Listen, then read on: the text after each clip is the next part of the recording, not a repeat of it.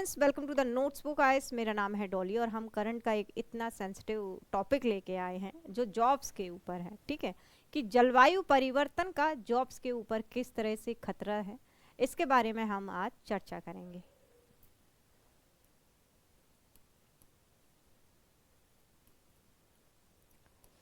दो 2030 तक 34 million jobs पर खतरा, जलवायु परिवर्तन का होगा असर। अब देखो कैसे होगा, चर्चा में क्यों है ये टॉपिक, ये हम देखेंगे कि भारतीय अर्थव्यवस्था पर जलवायु परिवर्तन का हो सकता है बड़ा असर। 2030 तक 34 मिलियन नौकरियों पर खतरा। अब कैसे है, जैसे कि कहीं पे बाढ़ आ गई, वहां पे बड़ी बड़ी इमारतें बनी हुई हैं, बड़ी सी इंडस्ट्री है। केरल की बात ले लेते हैं, ठीक है, बड़ी सी इंडस्ट्री है, इमारतें बनी हुई, तो क्या जब बाढ़ फ्लड वगैरह आ जाता है, सुनामी वगैरह आ जाता है, कोस्टल एरिया के पास में है तो सुनामी वगैरह आ जाती है, ठीक है, तो क्या होता है कि जो इमारतें हैं वो गिर जाती है, इंफ्रास्ट्रक्चर टूट जाता है, ढह जाता है, तो वहाँ पे कितने लोग बेरोजगार हो जाते हैं, कितने लोगों की नेचुरल क्या नौकरियां चली जाती हैं। ये सिर्फ भारत की ही बात नहीं है, थाईलैंड हो गए, अभी बहुत सारी कंट्रीज हैं उनकी बात कर रहे हैं।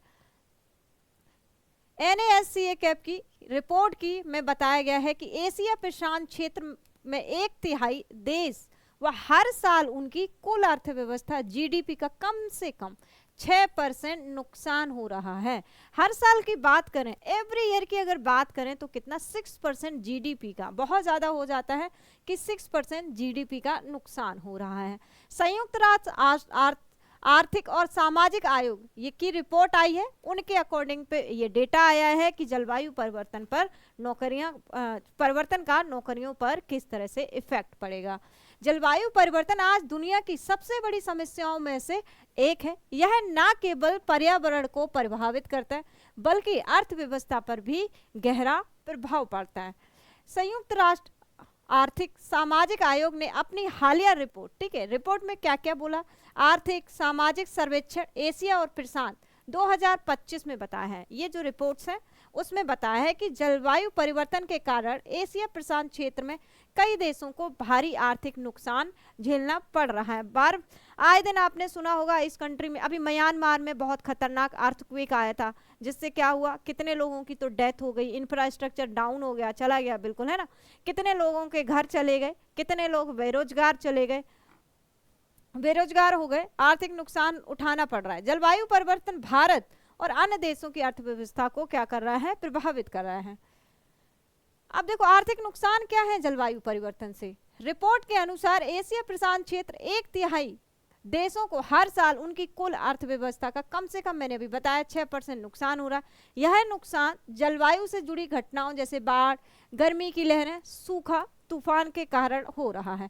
आपने देखा होगा कि जून और जुलाई की अगर हम बात करें तो जंगलों में आग लग जाती है, एकाएक जंगलों में आग लग जाती है और जंगल के जंगल क्या हो जाते हैं, जल जाते हैं, दावानल जिसको बोलते हैं, जिसमें जंगलों में आग लग जाना है। सुना होगा आपने आसपास अपने एरिया में कि धान की जो फसलें हैं पड़ी हुई हैं खेतों में, जल गई, ठीक है, एक के बाद खेत, दूसरा खेत, तीसरा खेत, क्या एक में आग लगी, चारों तरफ आग बढ़ती गई, लू चल रही है, तो क्या है, जो पराली है वो उड़ उड़ के, जो धान की जो है, सूखा हुआ धान है, उड़ उड़ के एक के बाद दूसरे खेत में जा रहा है, तो इससे खेत के खेत क्या हो जाता है, जल जाते हैं। तो ये समस्या किसको, किसानों को फेस करनी पड़ रही है ना। बाढ़ की बात करें, सूखा की बात करें, तूफान आदि कारण हो सकते हैं। ये प्राकृतिक आपदाएं ना केवल लोगों की जिंदगी को प्रभावित करती हैं, अगर पूरे धान के खेत जल गए तो किसान बेचारे घरों में खाएंगे पिएंगे क्या, है ना, कुछ नहीं, बल्कि देश की आर्थिक स्थिति को भी कमजोर करती है। अब जब बाढ़ आती है तो फसलें नष्ट हो जाती हैं, घर में सड़कें टूट जाती हैं, कारखाने बंद हो जाते हैं, इसकी वजह से क्या हो जाते हैं, लोग तो बेरोजगार हो जाएंगे जब ये सब हो जाएंगी। देश को बहुत पैसा खर्च करना पड़ रहा है ताकि सब कुछ फिर से ठीक हो जाए। जैसे बाढ़ आ जाती तो बीमारियां फैल जाती हैं, घर उजड़ जाते हैं, है ना, घर के घर बह जाते हैं, तो फिर गवर्नमेंट को क्या करना पड़ता है, गवर्नमेंट बहुत ज्यादा फिर पैसा खर्च करती है इन सब चीजों पे। इसी तरह गर्मी की लहरें लोगों को काम करने से रोकती हैं, जिससे उत्पादन कम हो जाता है। गर्मियों में आपने देखा होगा कि किसान क्या करते हैं, सुबह 6 बजे उठ के 12 बजे तक काम करके वापस आ जाते हैं। 12, 1, 2, 3 के बजे कितनी हाई धूप होती है ना, बहुत ज़्यादा धूप होती है, फिर वो 3 बजे के बाद जाते हैं क्योंकि लू चल रही होती है, खेतों में काम करने जा नहीं सकते, तो क्या है, उत्पादन, इनकम नहीं हो पाती, इनकम जनरेट नहीं हो पाती है ना, ये प्रॉब्लम फेस हो जाती है यहाँ पे। ये सभी चीजें देश की अर्थव्यवस्था को नुकसान पहुंचाती हैं। नुकसान को मापा कैसे जाता है, ये देखो, यूनेस्केप ने इस नुकसान को मापने के लिए खास तरीका इस्तेमाल किया है। अब क्या है, जैसे औसत वार्षिक हानि, AAL कहा जाता है। क्या कहा जाता है? औसत वार्षिक हानि। इसका मतलब है हर साल प्राकृतिक आपदाओं से होने वाले आर्थिक नुकसान का अनुमान लगाया जाना। यह अनुमान आपदाओं की संख्या, उनकी तीव्रता, प्रभावित क्षेत्रों को कमजोर, ठीक है, क्षेत्रों की कमजोर को देखकर किया जाता है। अब रिपोर्ट है जिसमें 30 देशों की रिपोर्ट है, इसमें अध्ययन किया गया और पाया गया है कि औसतन इन देशों में अपनी GDP का टोटल कितना नुकसान हो रहा है। जो 30 देश हैं उनके अकॉर्डिंग ये डेटा आया है कि उनको टोटल GDP का 4.8 नुकसान हो रहा है और कुछ देशों में यह नुकसान इससे भी ज्यादा है। अब कंबोडिया में लगभग 11% GDP का नुकसान हो रहा है। जो कंबोडिया है उसमें सबसे ज्यादा क्या नुकसान होता है, इसकी वजह से, किसकी वजह से? जलवायु परिवर्तन की वजह से होता है। कितना परसेंट? 11% होता है। फिजी हो गया, म्यांमार हो गया, पाकिस्तान, कम से कम 7% GDP का नुकसान होता है। यह नुकसान कोई छोटा मोटा नुकसान नहीं है, बहुत बड़ा नुकसान है और ये हर साल होने वाला नुकसान है, ठीक है, क्योंकि यह पैसा स्कूल, अस्पताल और सड़क बनाने जैसे कामों में इस्तेमाल हो सकता है, अगर ये सब यहाँ पे इसको ना खर्च करना पड़े, है ना। सबसे ज्यादा खतरे में कौन कौन से देश हैं? 2011 रिपोर्ट में 11 विकासशील देशों को सबसे ज्यादा जोखिम में बताया गया है। ये देश है Afghanistan, Cambodia, Iran, Kazakhstan, Laos, Mongolia, Myanmar में अभी अभी अर्थक्वेक आया था, है ना, नेपाल में आता रहता है, तजाकिस्तान, उज्बेकिस्तान और वियतनाम की बात करें तो इन देशों में खतरा ज्यादा होने के कई कारण हैं। रीजन क्या है? शहरीकरण। पहली बात तो बहुत ज्यादा क्या हो रहा है? शहरीकरण हो रहा है। जो पॉपुलेशन है गांव से शहर की तरफ मूव कर रही है, तो वहां पे बर्डन ज्यादा हो रहा है। इन देशों में शहर बहुत तेजी से बढ़ रहे हैं, लेकिन शहरों की इमारतें और सड़कें मजबूत नहीं है, इंफ्रास्ट्रक्चर मजबूत नहीं कर रहे हैं, लेकिन पॉपुलेशन शहरों की तरफ पलायन बहुत ज्यादा कर रही है। जब बाढ़ या तूफान आता है तो बहुत क्या नुकसान होता है, ठीक है, क्या होता है? नुकसान होता है। कमजोर बुनियादी ढांचा। इन देशों में सड़कें, पुल, बिजली की व्यवस्था कमजोर है बहुत ज्यादा और आपदाओं को नहीं सह पाती। तटीय क्षेत्र। कई देशों के पास समुद्र तट है जो समुद्र के बढ़ते स्तर और तूफानों से प्रभावित होते हैं। हालांकि ये देश 2024 में विश्व अर्थव्यवस्था में बहुत योगदान दे रहे हैं। अगर विश्व अर्थव्यवस्था की बात करें तो ये बहुत ज्यादा योगदान दे रहे हैं, लेकिन जलवायु परिवर्तन से खतरा भी इनको बहुत ज्यादा है। लेकिन जलवायु परिवर्तन की चुनौतियों से निपटने के लिए उनके पास पर्याप्त साधन ही नहीं है। अब भारत की अर्थव्यवस्था पर जलवायु परिवर्तन का असर कैसे पड़ रहा है देखेंगे। भारत की जलवायु परिवर्तन से बहुत प्रभावित हो रहा है। यहाँ कुछ मुख्य खतरे हैं, जैसे GDP में कमी।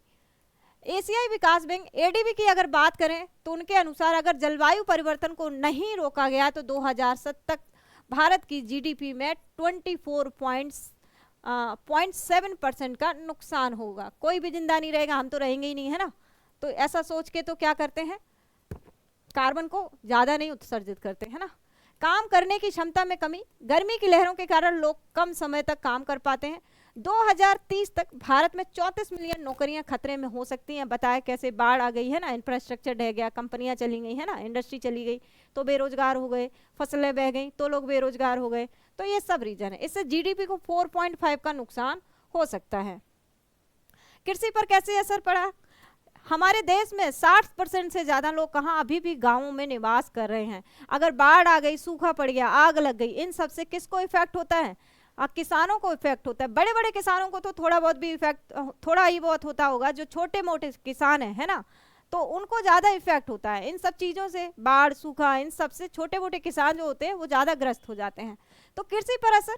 गर्मी और अनियमित बारिश के कारण चावल और गेहूं जैसी फसलों का पैदावार कम हो रही है। अगर तापमान 2 डिग्री सेल्सियस बढ़ता है तो 2050 तक भारत को अनाज का आयात क्या करना पड़ जाएगा? 2 गुना करना पड़ जाएगा। समुद्र तटों पर खतरा कैसे? भारत पर 7500 किलोमीटर लंबे समुद्र तट को खतरा है, क्योंकि 1990 से 2018 के बीच 32% तक तट कटाव का शिकार हुआ। समुद्र का स्तर बढ़ने से तटीय शहरों में बाढ़ का खतरा बढ़ रहा है। ग्लोबल वार्मिंग हो रही है, ग्लेशियर पिघल रहे हैं, है ना। तो क्या है कि समुद्र का जो लेवल है, सी लेवल है, वो बढ़ रहा है। प्राकृतिक आपदाएं 1993 से 2023 के बीच भारत को प्राकृतिक आपदाओं में से 180 अरब डॉलर का नुकसान हुआ है। ये कोई छोटी मोटी राशि नहीं है, 180 अरब डॉलर। इन आपदाओं में कई लोगों की जान भी गई है। सभी समस्याएं भारत की अर्थव्यवस्था को कमजोर कर रही हैं।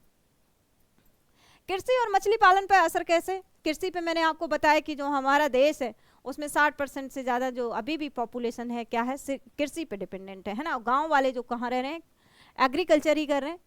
जलवायु परिवर्तन का असर एशिया प्रशांत क्षेत्र की कृषि और मछली पालन पर जैसे महत्वपूर्ण क्षेत्रों पर पड़ रहा है। अब ग्लेशियर पिघल रहे हैं और सी लेवल बढ़ रहा है, तो उसमें क्या है, फिशिंग जोन पे भी इफेक्ट पड़ रहा है। कृषि 2025 तक चावल की पैदावार में 14% तक की कमी हो सकती है। इससे खाद्य सुरक्षा में खतरा पड़ सकता है। किसानों की आय कम हो सकती है। भारत जैसे देश में यह समस्या बहुत गंभीर है क्योंकि यहाँ बहुत सारे लोग किस पे, खेती पर निर्भर हैं।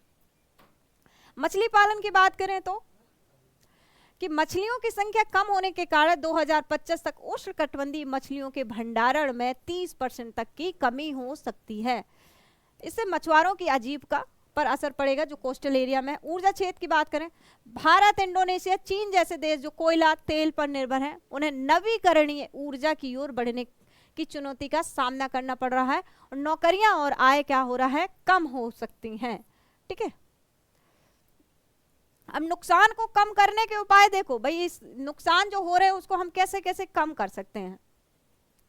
यूनेस्को ने जलवायु परिवर्तन के आर्थिक नुकसान को कम करने के लिए कई सुझाव दिए।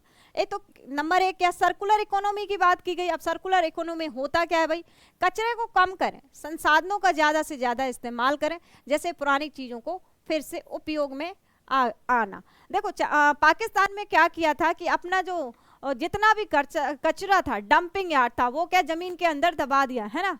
तो उसने ये किया था। अब ज्यादा से ज्यादा हरी तकनीक, कार्बन कैप्चर, नवीकरणीय ऊर्जा जैसे क्षेत्रों में नई तकनीकों का विकास करना है।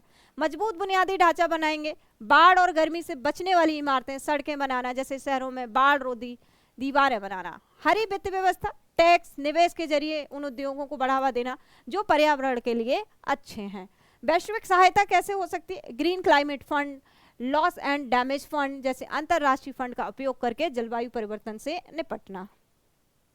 अब भारत के लिए खास उपाय, भारत के लिए क्या है, भारत इन उपायों को लागू करने के लिए कई कदम उठा सकता है। जैसे सर्कुलर इकोनॉमी की बात अभी हो गई कि वेस्ट टू वेल्थ योजनाओं पर काम करना, शहरों में कचरा मुक्त बनाने की कोशिश करना, हरी तकनीक, भारत में स्टार्टअप इंडिया इनोवेशन मिशन के जरिए जलवायु तकनीक स्टार्टअप्स को बढ़ावा दें। ठीक है, क्या है, स्टार्टअप्स को बढ़ावा देने की बात करी जाती है यहाँ पे, और ग्रीन क्लाइमेट फंड से पैसा लिया जा सकता है।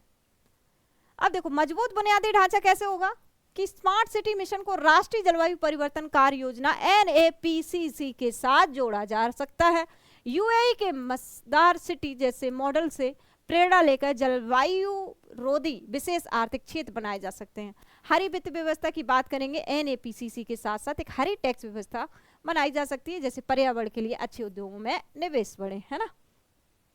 अंतरराष्ट्रीय मदद भूमिका कैसे होती है, अंतरराष्ट्रीय संस्थाओं से हम मदद कैसे ले सकते हैं, ये देखेंगे यहाँ पे कि ग्रीन क्लाइमेट फंड और लॉस एंड डैमेज फंड जैसे अंतरराष्ट्रीय फंड बहुत महत्वपूर्ण है, यहाँ से मदद ले सकते हैं। ये फंड देशों को पैसा देते हैं ताकि जलवायु परिवर्तन से बचने के उपाय कर सकें, बेहतर खेती के तरीके अपना सकें, नवीकरणीय ऊर्जा जैसे सोलर हो गया, पवन ऊर्जा हो गया, इस पे काम कर सकें।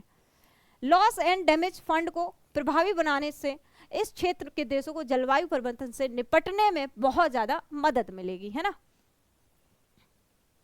अब देखो एशिया प्रशांत क्षेत्र की अर्थव्यवस्था को बहुत नुकसान हो रहा है। कैसे हो रहा है कि जलवायु परिवर्तन एक गंभीर समस्या है जो एशिया प्रशांत क्षेत्र की अर्थव्यवस्था को बहुत ज्यादा नुकसान पहुंचा रही है। भारत जैसे देशों की खेती, मछली पालन, बुनियादी ढांचे पर खास ध्यान देना होगा। ठीक है, क्योंकि हमारा जो देश है वो कृषि प्रधान देश है, इसलिए एग्रीकल्चर और फिशिंग पे बहुत ज्यादा ध्यान देना होगा। यूएनएसके ने जो उपाय सुझाए जैसे सर्कुलर इकोनॉमी हो, हरी तकनीक, बुनियादी ढांचा सही करना, इस समस्या से निपटने होते बहुत ज्यादा ये मदद कर सकते हैं। अंतरराष्ट्रीय फंड भी इसमें महत्वपूर्ण भूमिका निभा सकता है, बात हमने कर ली है। अगर भारत और अन्य देश भी इन उपायों पर काम शुरू कर दें तो वे अपनी अर्थव्यवस्था को बचा सकते हैं और भविष्य को सुरक्षित कर सकते हैं। ठीक है, तो thank you very much for coming in this session. Thank you very much.